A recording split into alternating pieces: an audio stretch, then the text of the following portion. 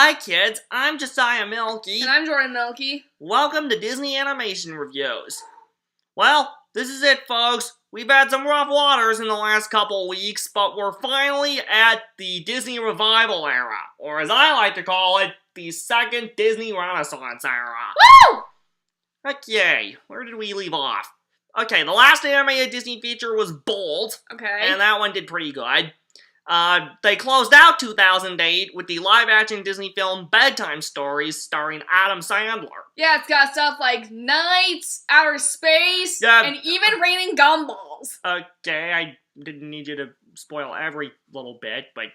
and then for 2009, they had, again, largely live-action stuff. Following the Hannah Montana and Miley Cyrus Best of Both Worlds concert 3D film the year before, they continued with Jonas Brothers, the 3D film. Oh. They also had films like Race to Witch Mountain with Dwayne Johnson and Hannah Montana the movie, which is a pretty good film for those of you who are fans of the series, like Jordan and myself. Yeah.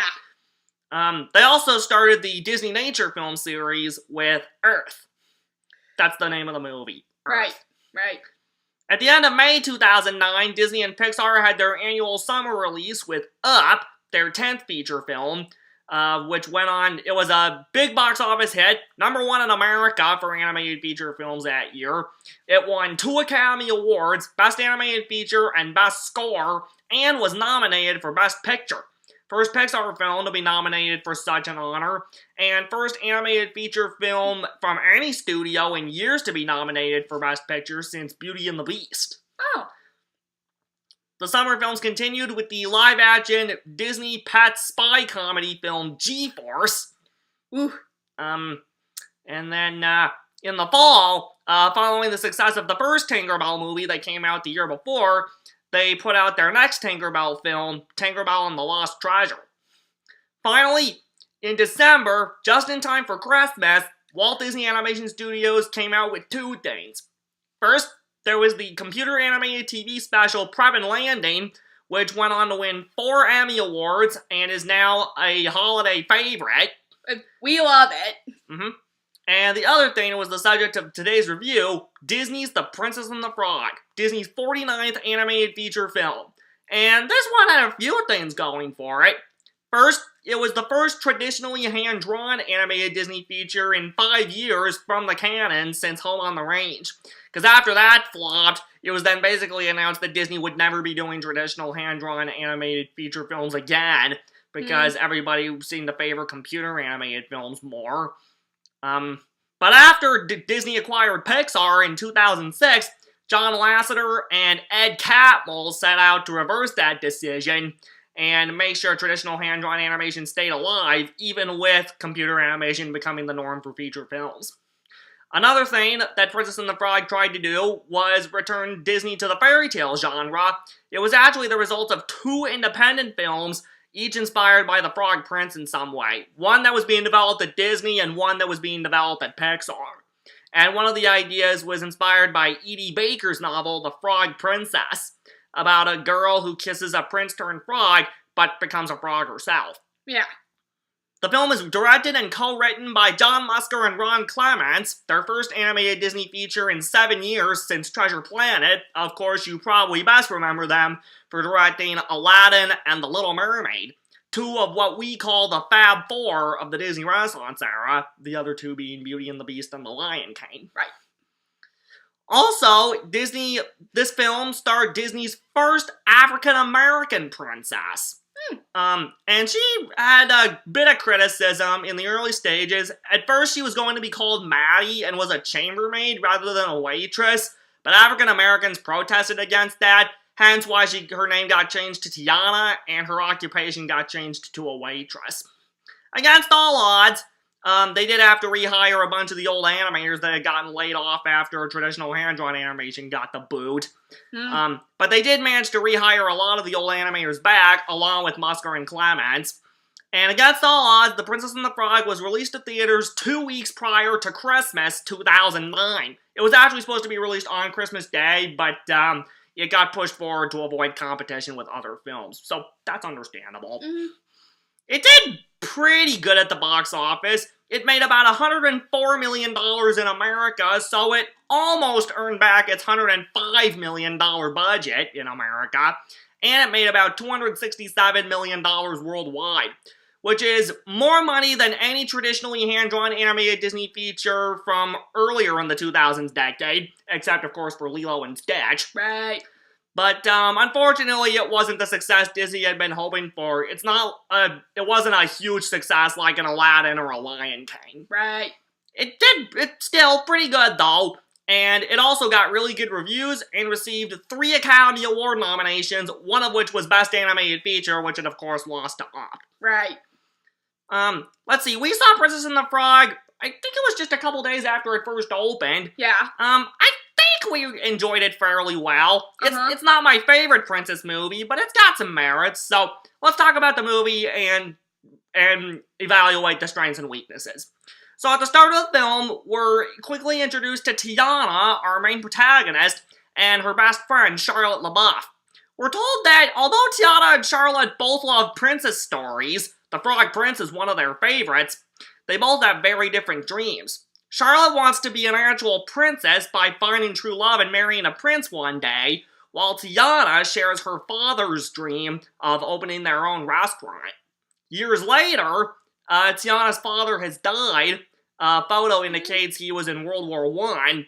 But Tiana continues to live out her father's dream of owning their own restaurant by working multiple waitress jobs. Right away, two things that grab me about Princess and the Frog are, one, Tiana is not your typical handsome, fall in love with a prince, dreamy-eyed Disney princess. She's a hard worker, and she's a good role model for other kids, is that it takes more than dreaming and wishing on stars to make your dreams come true. You have to actually work to achieve them. And the other thing that drives me about Princess and the Frog is the music. The opening song, Down in New Orleans, performed by Dr. John, who is actually a New Orleans musician. I could listen to that song all day and never get tired of it. Yeah, and I really like Tiana's song, Almost There. Like, it shows, like, how close she is to fulfilling her dream. And an interesting thing is that usually in a Disney princess movie, it's the mom that's dead and the dad that's still alive. Princess and the Frog, I like that Disney changed it around a bit, and it's the dad who's dead for the majority of the film, but her mom, Eudora, is still around. And I actually don't mind Oprah Winfrey doing the voice of Eudora. She doesn't play it just for celebrity status, she actually makes Eudora a good character in the limited amount of screen time she's got. Mm-hmm. One day, Prince Naveen from the fictional country of Maldonia comes to town. He's got a bit of a problem. Because of his partying and free-going lifestyle, his parents have cut him off from money until he can show some responsibility. So he comes to Maldonia to marry... New Orleans? New Orleans, sorry. He's from Maldonia, but the story takes place in New Orleans. He comes there to marry Charlotte, because her father, Big Daddy LaBeouf, is the richest man in New Orleans. Woo! Charlotte pays Tiana enough money to buy her restaurant by giving her money to pay her to cater at the ball they're having to celebrate Naveen's arrival, which gives Tiana the last little bit of money she needs to put the down payment on her restaurant. That's what I like about Charlotte. Even though she's rich, actually, she's stinking rich, she doesn't let it go to her head. Right, she could have easily been an ugly and evil stepsister like in Cinderella, but nope, she actually cares about Tiana, despite her wealth and possessions. She loves Tiana very much and helps her in her times of need. That's why I like Charlotte too. Anyway, during the party, everything goes pretty well until Tiana suffers a wardrobe malfunction during her, catering job. But then she meets Prince Naveen, who prior to the party gets turned into a frog by a voodoo witch doctor named Dr. Facilier. Definitely one of the stronger villains. Yep, love his voice. Keith David does an amazing job with this guy. Especially when he sings. Who knew Keith David could sing? Anyway, Naveen, believing Tiana to be a princess because Charlotte gave her a princess costume for the party, Naveen convinces Tiana to kiss him, and in exchange for turning him human again, he'll help her get her restaurant. And although one kiss. And although she kisses him, it obviously doesn't work, and she gets turned into a frog too. Total twist! So, the film progresses from there as Tiana and Naveen journey through the bayou to find Mama Odie. Dr. Facilier's good equivalent.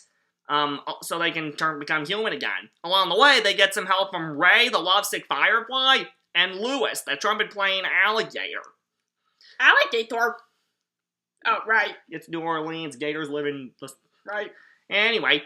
Okay, let's start with the good stuff. Like I said, Tiana's a hard worker.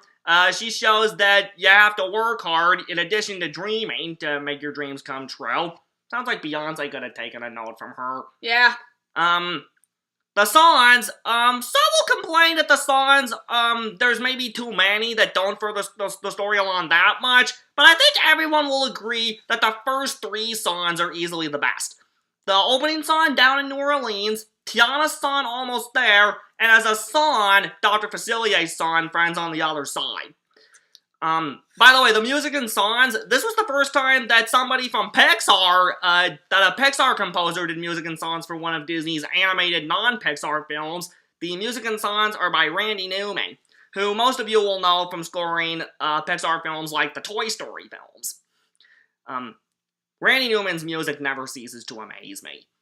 The animation is also pretty good. They actually looked at classic animated Disney features for inspiration. Like for the Bayou scenes, they looked at films like Bambi, and the New Orleans town scenes, they looked at scenes from films like Lady and the Tramp. Oh. If you have to steal from the best. And Disney really is the best, isn't it? Yeah. Okay, that's the good stuff. Now for the bad stuff. Mm-hmm. Naveen's not the best Disney Prince male lead. But he's not the worst either. No, he's not.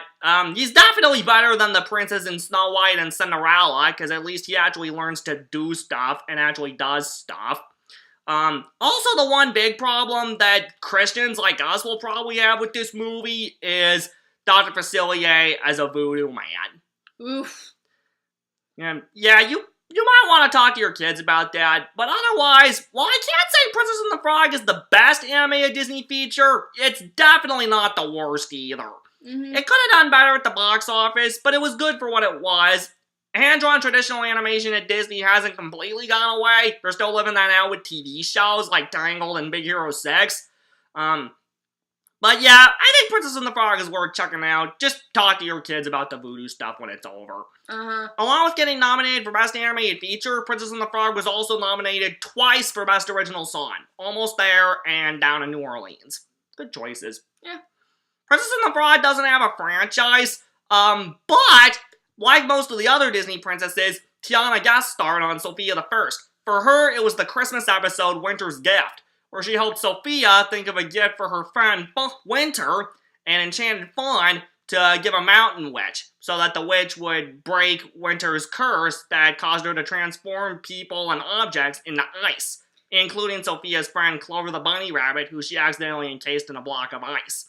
Also, Tiana's had to be with the other princesses and Ralph Breaks the Internet. Yeah, which, by the way, when the trailer first came out with the princesses, some people complained about Tiana being lighter skinned compared to her dark skin in her own movie.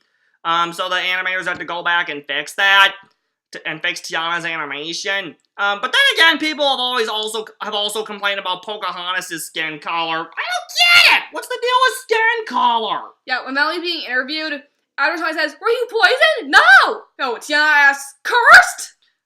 Yeah, okay, well, it's probably better you don't spoil anything else with the princesses, but yeah, they had to go back and fix Tiana and Pocahontas' skin color, and I really don't get what the deal is.